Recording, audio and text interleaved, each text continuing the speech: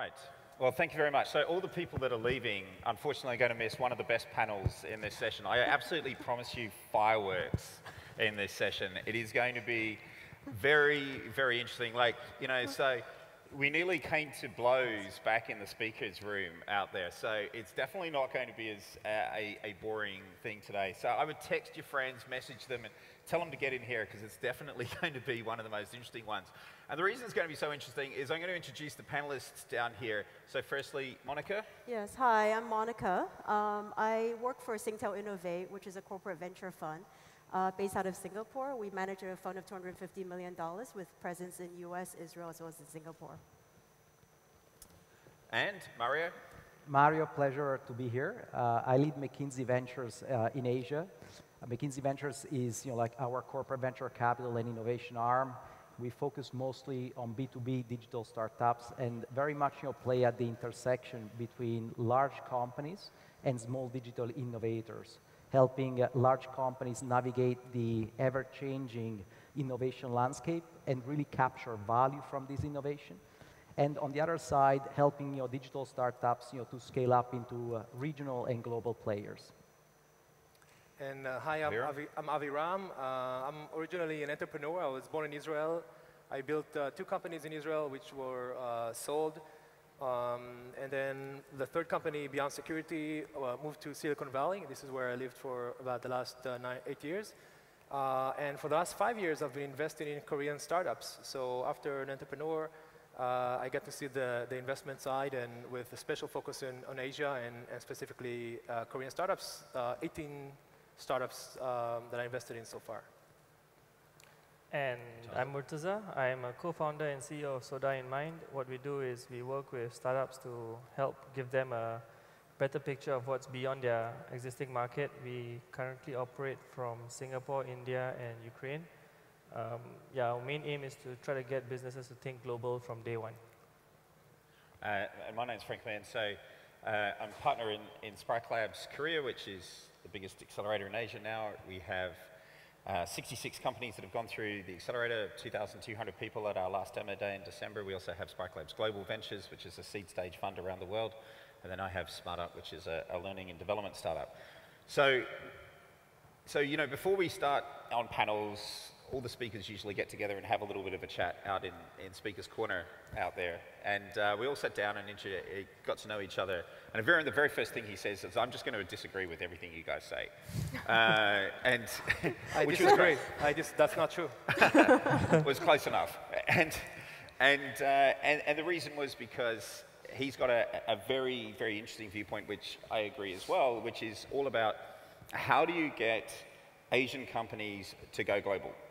It's great, that you think about like Southeast Asia, or you might think about China or India, but how do you really go global? And this panel is all about the opposite of the last one, which is East meets West. So how do we scale out there? So Monica, starting off with you first. So what's your thinking and viewpoint about, like, should Asian companies go global? And what are the fundamentals that you think can do that? How could they get to the US market? Yeah, so actually it's quite interesting, Frank, because when I found out about this topic that we were on a panel on today, I actually asked my husband, who's in shipping.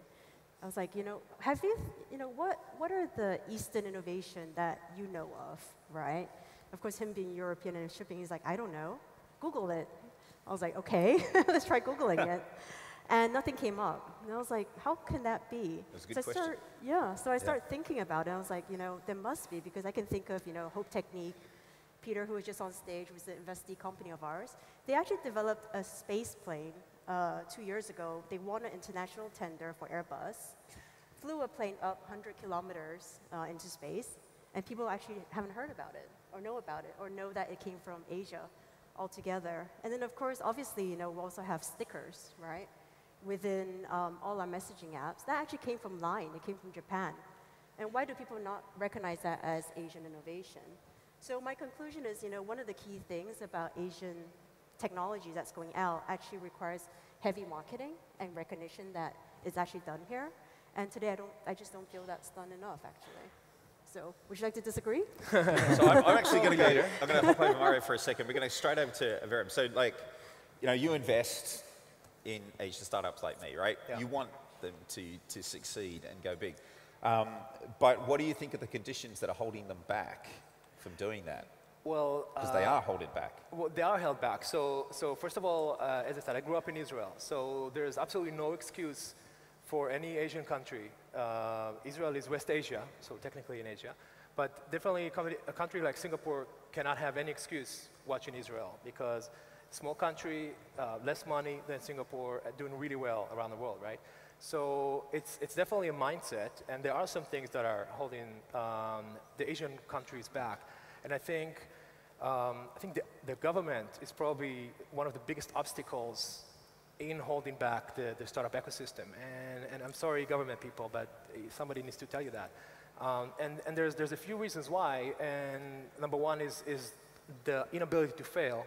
So I said this just before the panel. Yossi Vardi, who's the president of this conference, is probably the best investor that I ever know in terms of success rate. And he succeeds in 25% of his startups, which is phenomenal. Now, government people here, can you fail 75% of the time and keep your job? I don't think so. So how can you be in the investment space at all? Why are you even in the ecosystem?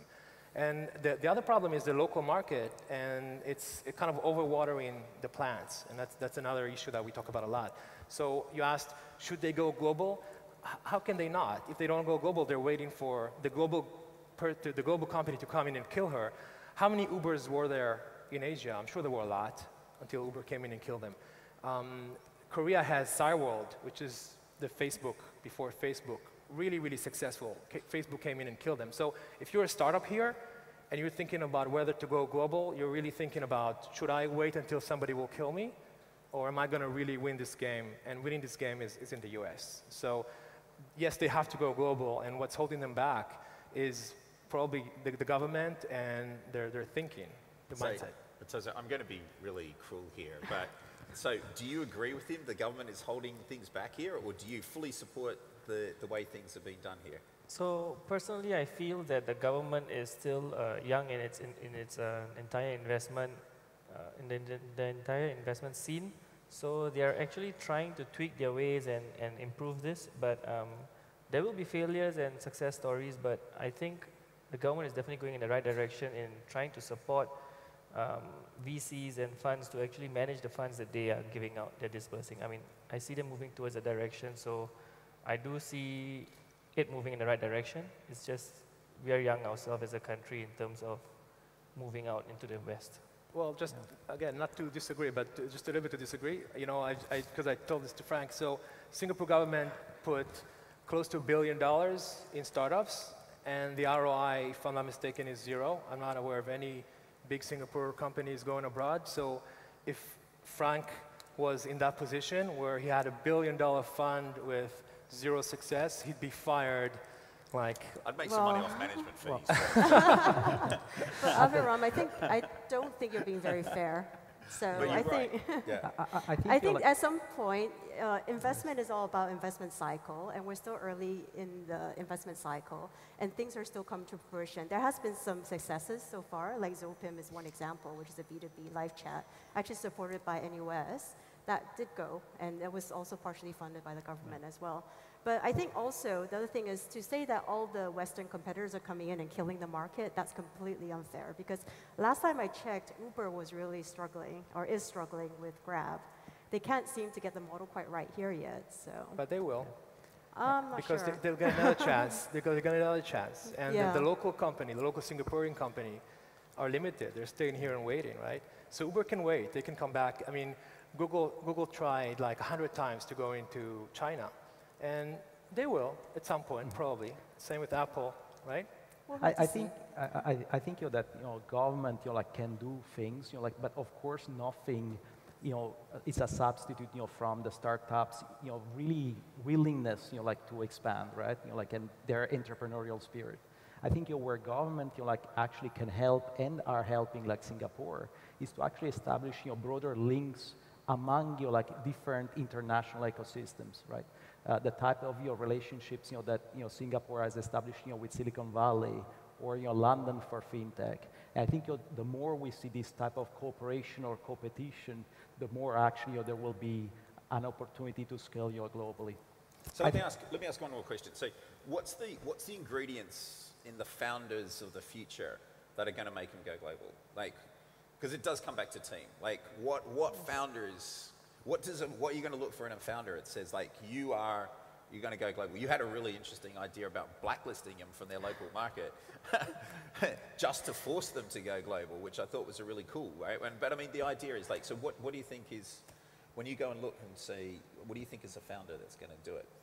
A founder that recognizes the addressable market is not just the immediate market, but at the same time, to me, it doesn't have to be global.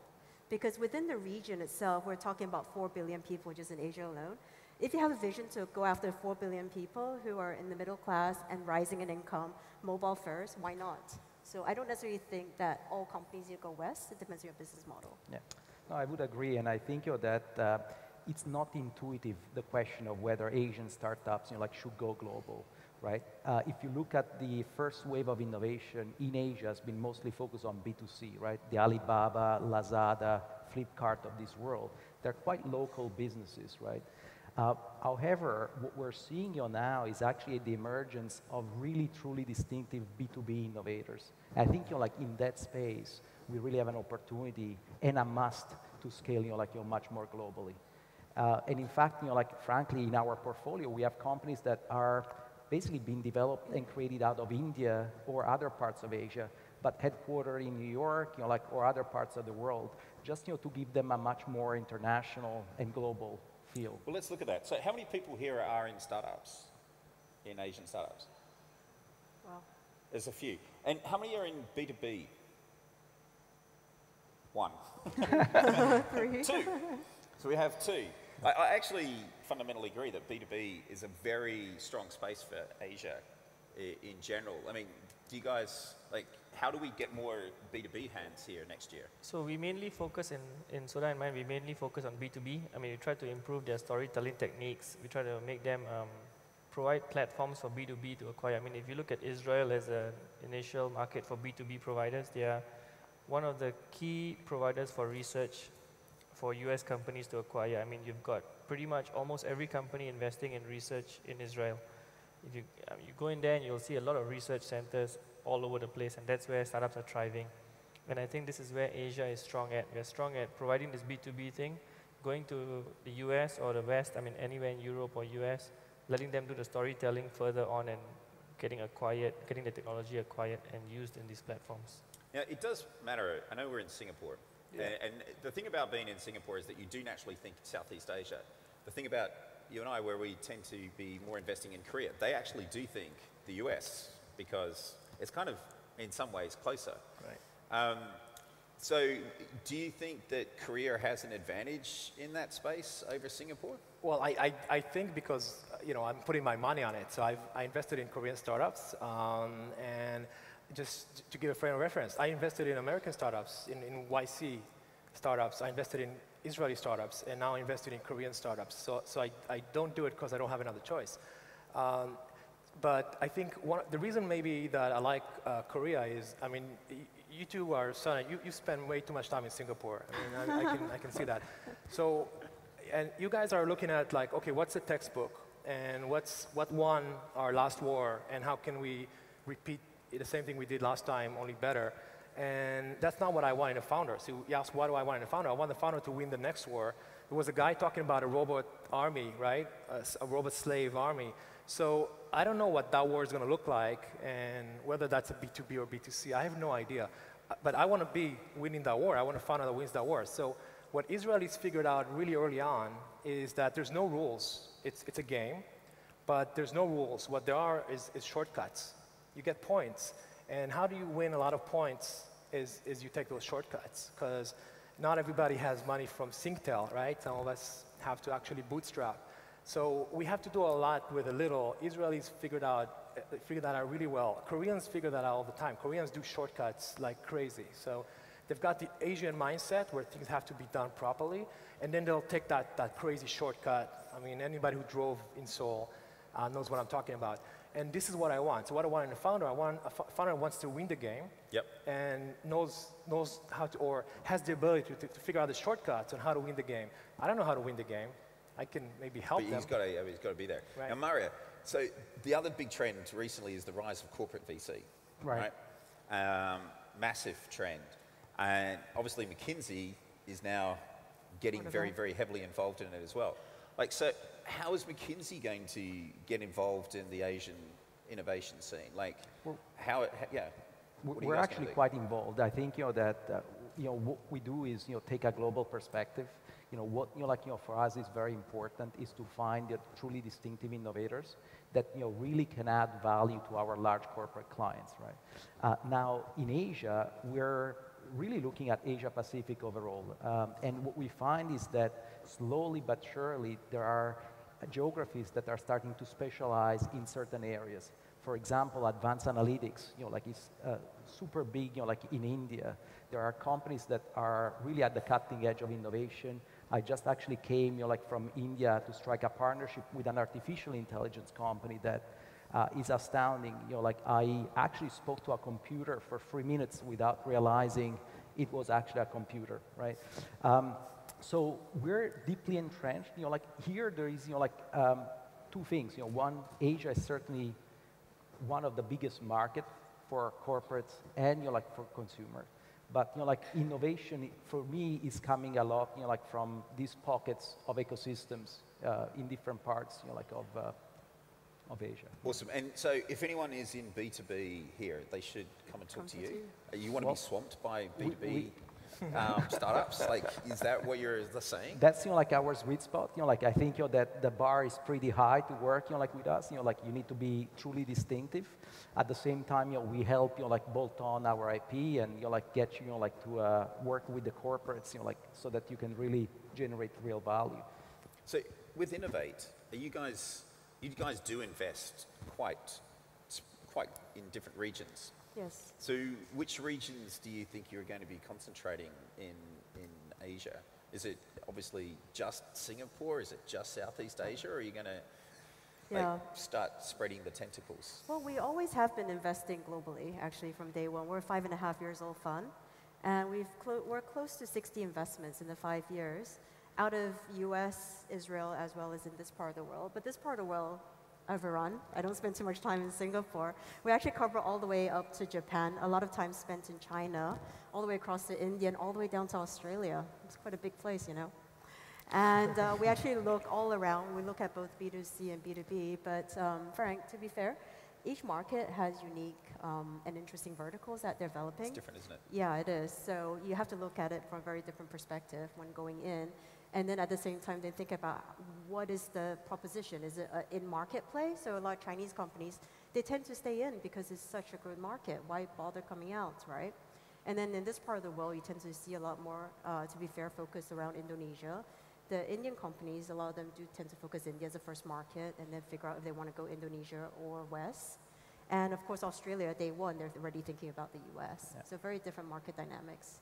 I found it interesting, though, that you're talking about how big the market is, and yet the 3 centers you have are Singapore, Israel, and the US. Oh, because that's where we have office locations, right. Where we're based well, out of. Well, that tells me something, though, right? You're kind of tilting, you're putting your hand in the scale with Israel there. So you've got like a 4 billion people market, and yet you put the office in Israel. So maybe they figured something out. Aviram, I'm glad that we have 106 offices globally, so you cannot take this. You're evenly weighted, right? That's right. Yeah. So for us, Israel's because of network technology for telecoms, for the most part. So that's very unique to Singtel.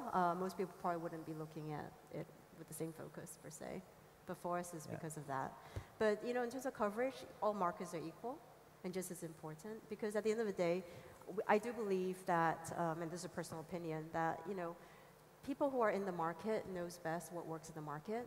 And those who are coming in actually have they actually have a disadvantage because it takes them a bit of time to kind of figure things out, right? So again, my favorite Uber example. It took them a bit of time to figure out, kind of need to use cash. You can't have that seamless experience. It just doesn't work because in India, only a few percentage people have credit cards. So now you have to start changing your business model, changing the whole experience, which took a long time for them to adapt. We're going to go to questions, guys. We're going to go to questions. Now, so there is a question here. Isn't there Asian innovations for Asians, 2/3 of the market? Yes, of course there is, right? So, but I'm not going to take that question because the point of this panel is East goes West. And so I'm just going to leave that question because, yes, that's true. But I'm going to go to a question which is going to definitely get one person here very agitated. The first question is, do you think there is too much easy money in the system in Singapore and it's not making our startups hungry? Anyone want to take that one? Anyone want to say no? I think it's pretty obvious, right? Well, let me say that it's a yes for me, but it's not just like Singapore. I think that in general there is quite a lot of money chasing like opportunities, and that like makes like people come up with ideas that are perhaps not. That's a very good political answer, actually. But coming back to Singapore, do you believe there is too much easy money in Singapore? Can we say yes, but that's not a good excuse? Yes. Because the fact that you have too much money is not a good excuse for anyone. So anyone who thinks that too much money means that that's a reason not to perform is doing something wrong, okay? So yes, there is too much money, and if I was God, I would take out some of the money for sure. But come on, I mean, who's using that as an excuse? So if the startup has too much money, take the money and move to Silicon Valley. And if the government thinks there's too much money, then spread it more into more startups. So there is too much easy money, but I think that's the maybe most lazy excuse that you can give to why Singapore is not doing well. Right, I've got the next question, which is a good one. Exits. One of the things that haven't really, one trend that hasn't really taken off in Asia yet is exits. So I heard Israel's annual exit number is larger than Germany and UK and equal to China. What attributes to this success, and what is the difference between Singapore and Israel when it comes to exits? Monica. That's a good question. So I think it really it's just a very different business, actually. So in Israel, it tends to be B2B type businesses, which generally tends to have more natural acquirers. So you tend to see earlier exits than you would in this part of the world, which tends to be a bit more B2C heavy. Today, of course, that's skewing. So you'll hear a lot of the exits, and of course, a lot of the acquirers are actually from the American companies, right? The famous one will be Google acquiring Waze, and then you have, I think it's Apple that acquired, can't remember, the mobile app, like the one that helps compress. These are very much around capabilities, technology capabilities, which are very easy to acquire, and not necessarily platforms themselves. So that tends to happen more often. Whereas here in this part of the world, it tends to be businesses that are platform-based and that can expand and scale. So it's not as attractive from an acquisition target. At least that's my perspective. Would you like to disagree? Of course. I think you're letting yourself off a little too easy, because the first big exit in Israel was ICQ. That's Yossi Vardi's first. That's an instant messenger. That's not a B2B. $400 million by AOL. That was phenomenal. And then the last big one is Waze. Waze is Google Maps and Apple Maps. That's a classic B2C, $1 billion. B2B2C. Well, it doesn't matter. They had a lot of users. They had a lot of users, right? They had a lot of customers. But the payers are the Bs, right? Well, the thing is, the reason why I think it's a cop-out is, I've been doing startups since 1991, right? And every few years I heard this question, and I heard like people explain, well, it's because Israelis are good at doing this, but they're not good at doing the other thing, and they can do this, but they have, no, that's not true. That's 100% bullshit. So Israel has people, and Singapore has people. And why are Israelis better than Singaporean in terms of exit? Is because they know what they're doing the right things. And I'm not sure it's necessarily B2B. They just know what to do. So they go after the global market, and no Israeli has ever thought about going after the local market. That's just unthinkable. It's just stupid. Doesn't make sense. And again, they know the shortcuts. So you might call it aggressive. I mean, how is Daniel able to put together this kind of conference in Singapore? Because he's got that mindset of, hey, I can do it. He's coming to Singapore. He's making it happen. So why aren't Singaporeans doing it? Because they don't think that way. They should just think that way. It's a mental thing. Yeah. No, I think you can distinguish pretty quickly the entrepreneurs that have that passion, that mindset, that push, like from those that perhaps like haven't.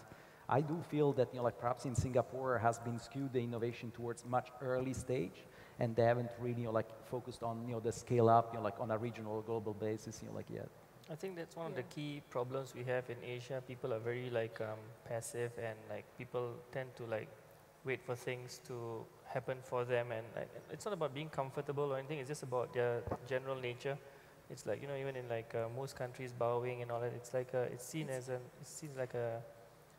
respectful act, but people tend to be a bit more like I would say introverts. So looking for the founders who are extroverts would be the key thing to actually drive these products out. So matching the introverts with the extroverts, for example, letting the introverts do a lot of the operations, do the build, letting the extroverts tell a story and then bring it to US. I think that's where Israel has done very well. I think, making sure that the partnerships and the connections are very strong. Those in the US pulling them into the US. Those in Asia, making sure that the Asians are doing well and building their stuff well.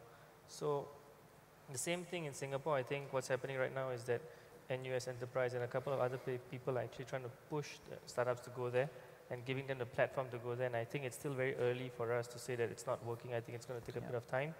But eventually, I think you're going to see a lot more Singaporean and Asians in general moving towards the US. I think it definitely matters. B2C, you kind of say, okay, stay local for a market, but B2B You have to go out. is definitely easier to take global. Right. So I've got one here, which I think is a great. Well, there's a couple of really good questions here. But the first one is, so should VCs, and let's just talk B2B for the moment, take the initiative by directing startups to scale overseas? Should they be more forceful? Yes. I think the answer is resounding yes. The other question is, do they have the capabilities to help like startups actually scale globally? That's where we come in with our convening power, with our ability really to help startups have a global delivery footprints, especially in B2B, that can be easily sucked up by 2 or 3 large corporates, in customization and deployments, and we free them up, by giving them a fully global delivery platform, so we do the last mile delivery, they focus on a scalable, global, distinctive product. McKinsey, basically, right? So go till tomorrow. One of the really interesting trends in the Valley has been that, so all these companies got funded huge amounts of money on a sort of B2C model, but never made any money, suddenly are frantically trying to find money by going enterprise and pivoting into enterprise frantically at the moment. So, so coming to that question, there's a great question here. You mentioned startups must go global or be killed by global players. What about local startups that flourish due to their own competitive advantage? So obviously Didi is killing Uber, but here, Redmart hasn't done very well and, has not gone outside Singapore and is going to get killed by stuff like Deliveroo coming in. So, what makes startups flourish and then take that local advantage, but then somehow use it to go bigger?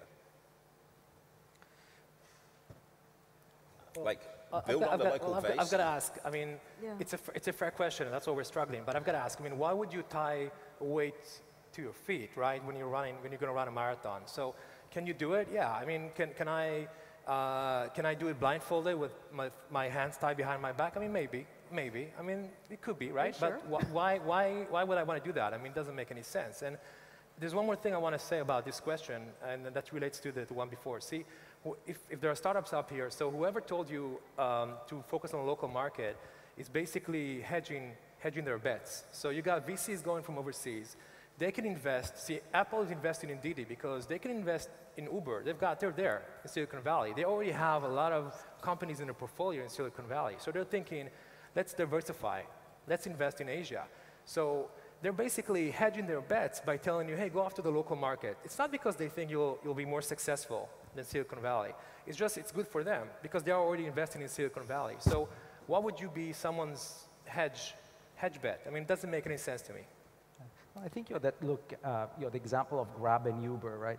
The important thing is to make sure you have a real valuable service and scale in whatever area of focus is. In this case, it's the local market.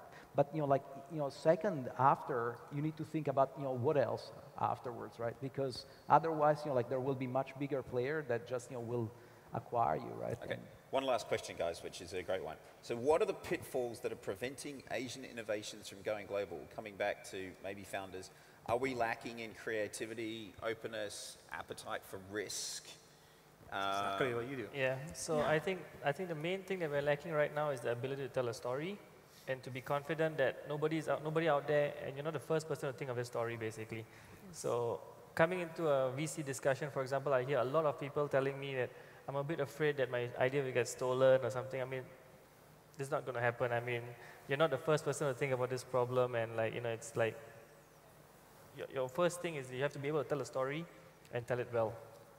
The world wants to hear your story, and you just have to be able to basically understand that you cannot stay within yourself and try to bootstrap all the way. And you know, I mean, it's when you need the funding, you have to go and ask for it. Perfect. Monica?